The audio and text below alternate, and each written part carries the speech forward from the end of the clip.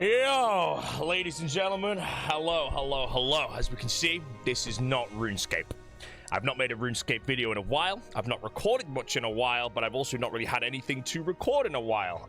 So my next RuneScape video will be a while. However, today, bit of a different video. I'm gonna make a video about my opinion, my thoughts, and all that stuff on Andrew Gower's new game, Brighter Shores. For those that don't know, quick rundown, Andrew Gower is the creator of RuneScape Classic back in 2001 or whatever it released. A game that I started playing in 2003 and still play today in 2024, and I probably have over 55,000 hours on RuneScape. Out of pure respect, just in general, just pure respect, I had to try out his new game, and I had to sink some time in it so I could actually give a decent review of what it actually is. Now, one thing with this whole game is it's actually in pre-alpha. It's basically an alpha release. This isn't even the game. This is the game, and the bottom line is this is the worst the game will ever be. This is the foundation, and the game will only improve on that. And I've still managed to find some enjoyment. Now, I've played about 100 hours since release, like 6 or 7 days ago. I don't know when it released. I think it was 7 days ago. Today's the 13th. I've not played today, so I played 100 hours in 6 days. That might say enough. Level 558 Cryo Knight over here. Let me put my headphones on so I can hear some stuff. Oh, I might hit level 64, actually. Oh, I'm pretty close. Before I do anything and go into it, the thing I'm doing right now, this is called the passive activity. This is really cool. I don't know if other games do this. I don't play many other games. But what this is, as you can see, I will be AFKing a skill for very, very low experience rates. This is what I'm doing right now is about 2,160 experience per hour. But it continues after logout. So when I log out my character, turn off my computer and go to bed, wake up the next day, turn it on and load the game, I will have been training for 10 hours. 21,000 experience without even playing the game. Now, I don't know if any other games do that, but I think it's really smart because I know for a fact that I am going to be AFKing Brighter Shores for the next year or something just to get some stuff that I want to. Right now, I'm AFKing blacksmithing. I think I actually lose money doing this, so I will need to actually play the game to get money back in the future, but I do have loads of methods to make money, so it's no problem at all. But my plan is to AFK for a 200 blacksmith cape because it looks like an Inferno cape and it looks pretty cool. Basically, the cape I'm wearing now, this is the tier 1 cape. And the way the capes work is they get longer every single time, so I want to get a nice long version of this cape, again, without playing the game. I'm going to play the RuneScape League and Christmas and all that, come back in January 2025, and who knows what level I'm there. It might be good.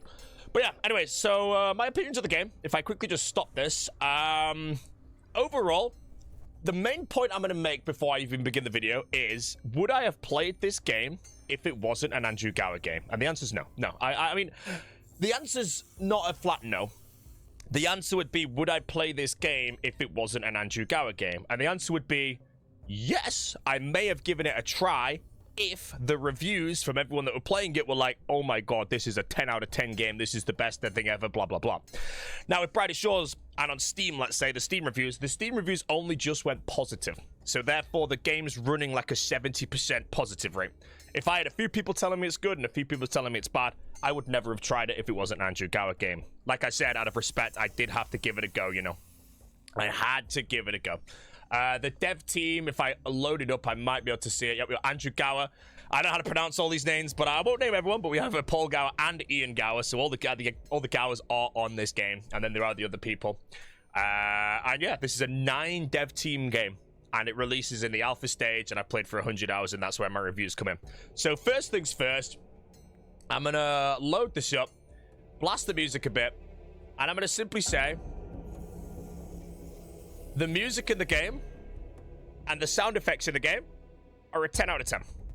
Now, I don't play many games, like I said, but I think of every game I've played, I would say the sound effects in this game are the best I've ever heard of any game, ever.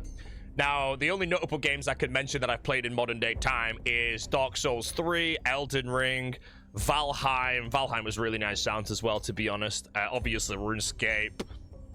That's about it. So I don't play many games, so I don't know if I can hold that up. But for me and most people, I think the sounds are absolutely just incredible. Absolutely amazing. So that's one thing they've knocked out of the park. Now, some other things. If I just run over here quickly, I'm going to show you some combat. Now, the combat itself is a little basic. Again, we're in alpha. But right now, I have my hands off the keyboard and the mouse. It might be a bit loud, I apologize, but just to understand it.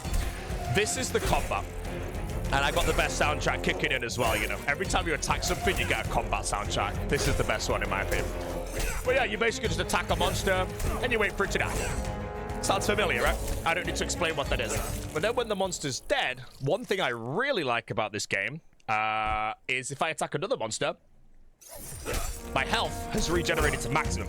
And I actually really like that mechanic, because that means I don't need to be healing in between fights. I just fight something, and if I beat it, I can fight the next one. Now, if I was to put anything in RuneScape terms, which I will for anyone that plays both games, of course, if you watch me, this is the equivalent, in my opinion, of me doing a Black Demon task. But I don't need to spray melee on the Black Demon. I just attack the Black Demon. And it either hits 16 on me 6 times in a row and I die, or I kill it, and then I get all my health back, and then I just attack the next Black Demon. So instead of me like one tick flicking and all that stuff while doing combat, I just attack it and I chill out for a bit. Now, I'm not a huge fan of this. Nobody is. Particularly the movement. As you can see, I'm very slow when I move. And this, to me, basically means that I don't know where the skill cap in combat is. And also, if I want to drink a potion, it takes like 3 seconds until I heal. So if I actually want to drink a potion in a sticky situation, there's a good chance that I'm going to die to the monster before I actually get the heal off, or I die in the animation. And that's one thing that really annoyed me. I died in the animation so many times just because I was in that situation. And another one, if I'm in a fight and it's going bad, let's say, there is a spell called Immunity. And Immunity takes about 5 seconds to cast. I've never timed it, but it's about 5 seconds. And by the time it casts, it will take me safely out of the fight.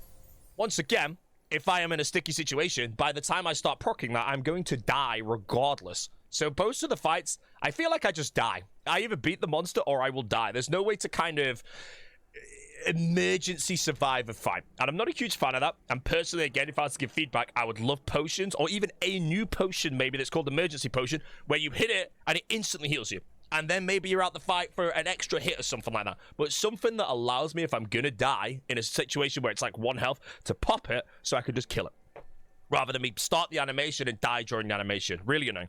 But yeah, I think the combat in the game, I'm a RuneScape player. I think the combat, I kind of like it, but I also don't like it because I don't like to idle games that often. I feel like I'm more watching myself play the game. Obviously, if I'm playing RuneScape, I'm going to be one tick flicking the whole time or doing any of that stuff, so I'm actually doing something constantly. With this, you attack and then you just kind of lean down. It's cozy. The way I describe the game, it's very, very cozy.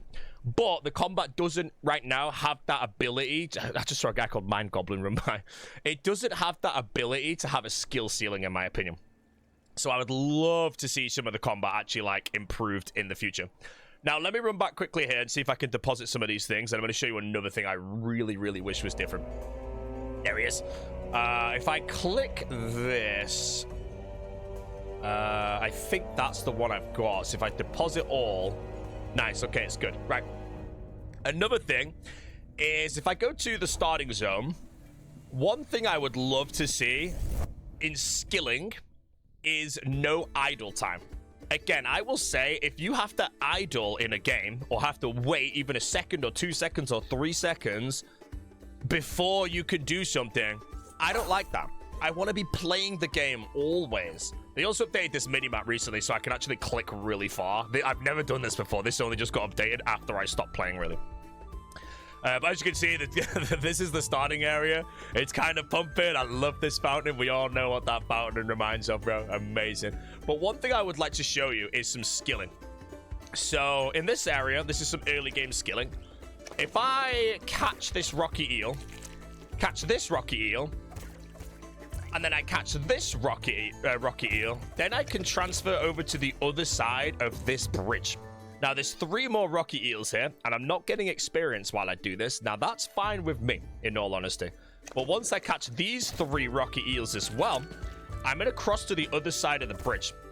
And going back to that idle time I mentioned, I now have to wait like 5-10 seconds before I can continue fishing.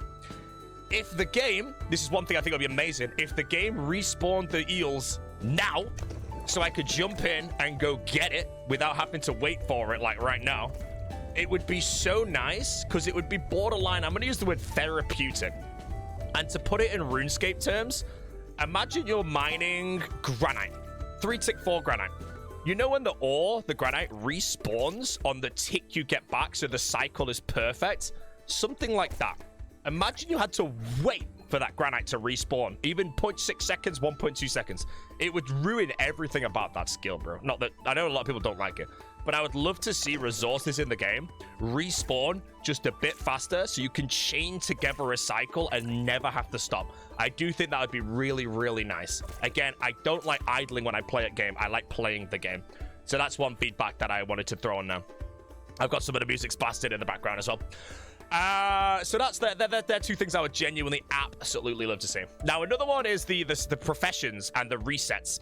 Now, I think a lot of people, myself included, got confused in the first region, transferring to the second region, because the actual professions are very similar. I honestly believe that if they didn't have the gatherer skill directly after the forager skill, which are identical, then a lot of people wouldn't have truly thought the skills reset. Now, I understand why the reset works, and to explain this to you in the best that I can, the way it works is I'm not really going to be playing this game much at the moment. I'm going to be AFKing it and logging in for new episodes. Now, when a new episode comes out, I'm going to be level 0 in all the new episode skills. But so is everybody else, even if you play hundreds of hours. Somebody that plays this hundreds of hours will have hundreds in every single skill here. But then as soon as the next episode comes out, they start from 0 like everybody else. And that means everybody that has played the game and continues playing the game can log in for the new episode and play at a normal pace. They're not going to be behind other people. Now, you can be slightly behind. One of the big things I worked on quickly is this quest called the Lost and Found, and it allows me to actually craft my own epic weapons. So what I can do is craft myself a level 0 longsword and a level 20 longsword.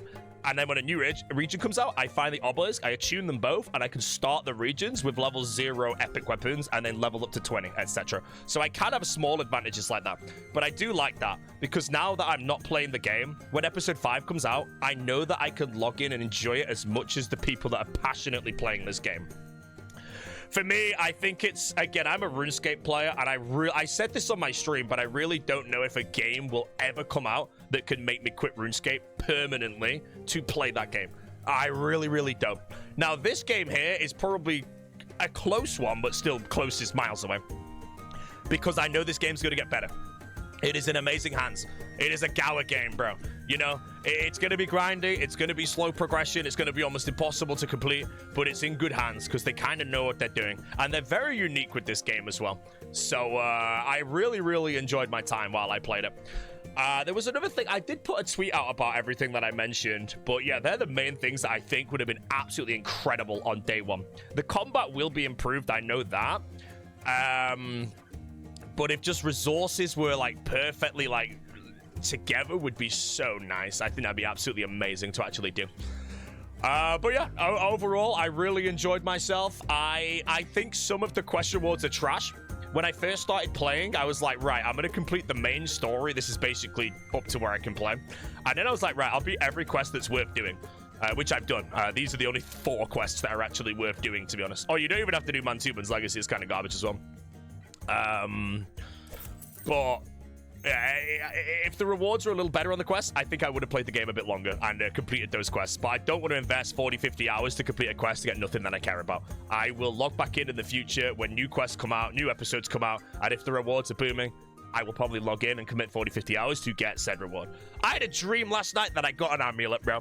No one has amulets. No one in the game has an amulet right now, unless someone got one. We don't know how to get them. They might not even exist at this point, but I will manage to do so. It'll be good. But yeah, that's sort of my thoughts on Brighter Shores. I think the game, it's a very cozy game. Cozy is the word I'd use. It's a very idle game. You're not like fully in the game, you know. Also, as for an MMO, oh, that's another thing as well, actually. If I go show you some monsters, the way the monsters work is interesting, because the monsters will actually scale up 16 levels constantly, which means a level 0, a fresh player to the game, and I might spot one here, can be training alongside a guy who's maxed. So this guy's level 14, right? And he's popping these death crows. They're all low level at the moment. But there could actually be a player here who's level like 400 killing death crows as well. It's just a much higher level death crow. And I like that for an MMO aspect, because you can kind of see more people in more areas. And rather than it being empty, you know, if you're the highest level in the game and you're training somewhere that no one can get to, you're just there by yourself, which is fair enough, but it does remove a tiny bit of that MMO aspect of it. So I think that's a pretty cool mechanic. I wonder if this is Mika. I highly doubt it because he plays New World. So yeah, I mean, that's most of the reviews there. I will say some of the quests do have some really, really annoying dialogue. Well, not dialogue, but just steps. It's like kind of they create a step and they just add an in-between step just to be annoying. It's like one small favor, but worse for the final quest, bro. Like when you get to episode 4, mate, oh my god. It tells you to go somewhere, and then when you get there, it tells you to go somewhere else. Then you have to go back, and then you go somewhere else, and it repeats that like 15 times in a row. So that was kind of painful. But yeah, I think I have a really good foundation to my account. I'm really looking forward to episode 5 and playing on beyond that. I'm looking forward to some future quests that are worth doing where I can sink another 50 hours into skills or something. But overall, I think for a pre-alpha game, they've nailed it.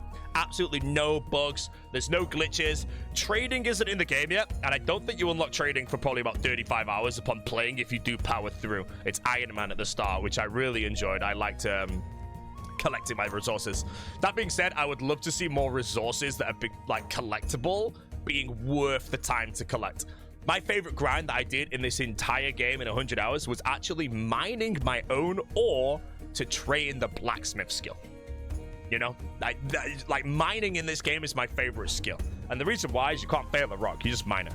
And again, if they changed it so the resource respawned 8 seconds faster or something, and you could just cycle it, and then, oh bro, it'd be so nice to do. But yeah, anyways, that is just sort of my thoughts on Brighter Shores. A lot of people ask me what do I rate this game out of 10. In its current state, I've been rating it about a 6 out of 10. I think there's a lot of small I mean, if they had like instant drink potions, it would be a 6.5 immediately for me. There's a lot of room for it to go up, but I think, like I said, if I'm rating this game a 6 out of 10 in an alpha stage, I do think the game does have a decent future ahead of it. I don't really know if it'll be the biggest game on the world. I just know that I will be playing it on and off every now and then on the side to what I mainly actually do on the other ones. Now, to also just answer this quickly, was I endorsed or anything to make this video or to even play this game? No. Like I said, I only played this game because it was an Andrew Gower game, a Paul Gower game, Ian Gower game. They made RuneScape. I've played that almost half my life at this point. Probably generally a third of my life I have played that game. So just out of respect, I had to sink some time in. And I had a really, really good time. I enjoyed everything. I did everything I wanted to do. And I also don't think I did anything wrong. You know, I could have been working on the Brannoff's Inheritance quest, which gives you 300 silver, but I didn't. I worked on Mantuman's Legacy. I then got a 50 blacksmith cape, and then I combined that to the Lost and Found, which I think is the most important quest in the game. So if any of you decide to play, it is slow. It does take some bit of grinding. The paces are like, experience rates are low. Ignore these XP rates right now, by the way. This is an AFK activity. It's super slow. But if you do play, my advice would be, if you want to have a good foundation, level 20 in every skill. At level 20, all skills get 4 times longer to train. It's a brick wall that some people burn out on immediately. Level 20 is a great foundation to get. Other than that, completing the Obelisk quest early in is good. Completing the Spider Nest quest is very, very good. That's actually really nice. That's 64 longsword. I'm going to go make one later. Mantuman's Legacy you don't need to do, but Lost and Found as well is something that's good. It'll take about 100 hours to do all that. So if you sink that time in, if you want to play that long, you'll have a really good foundation account to play in the future episodes. And like I said, all your skills kind of reset to 0, and you can play an even footing to everybody else, regardless of how much they've played. And I'm excited for that episode 5, because all of us get to unlock it at once. And everyone will be in the same area again, similar to Hopeport when the game first came out. I played a lot. I played quick in the first few days, like 20 hours a day. So I got to Chronopolis. There was like 2 other people there, so the game was a bit bland, but it was all good. But yeah, that's my thoughts on Brighter Shores. 100 hours invested, so I think I can give a decent review of most things. I mentioned everything, but I'll try and TLDR, and I've got a tweet out on Twitter as well. But yeah, the game, the sound effects, the music, amazing. The combat definitely needs a bit of improvement, but I can see that coming because, again, it's bare bone foundations, and I would love to see the skilling slightly improved with no idle time. And this AFK activity is pretty cool as well, because I get to AFK myself all the way up to level 200 over the course of a long period of time. Anyways, I will see you all in whatever the next video is, and I can also confirm if you've watched this long, you probably watched most of my videos of me yapping. I have actually got the Roller Coaster Tycoon videos soon to be returning. I checked my game when I downloaded this game, and I have all my save files, so I can actually continue that really soon. As for RuneScape videos, I really haven't recorded much because I've just been doing raids and stuff, and I haven't got many things to record. But when the League comes out on the 27th of November, there will be a lot of videos, so I'm excited to do all that. Oh yeah, I'll end the video by saying I am making a new hardcore Iron Man, and it's going to be in 2025. That's all I'm going to say.